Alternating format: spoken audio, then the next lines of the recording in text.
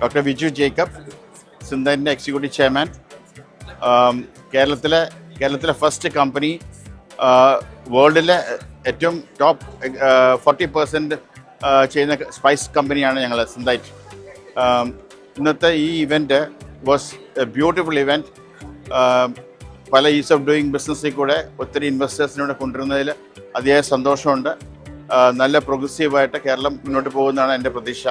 മാത്രമല്ല ഇതൊരു ശരിക്കും പറഞ്ഞാൽ ഒരു ഐസ് ബ്രേക്കിംഗ് കൂടിയാണ്. കാരണം ഒത്തിരി ആൾക്കാർ കേരളത്തെക്കുറിച്ച് ഒരു നെഗറ്റീവായിട്ട് ചിന്തിച്ചിരുന്നത്, പക്ഷേ ഇതൊരു പോസിറ്റീവ് ലൈനിലേക്ക് ഇത് വരുന്നുണ്ട്. അത് ഒത്തിരി ആൾക്കാരുടെ ഇൻവെസ്റ്റ്മെൻറ്റ്സിൻ്റെ ഡീറ്റെയിൽസ് ഒക്കെ കിട്ടിയിട്ടുണ്ട്.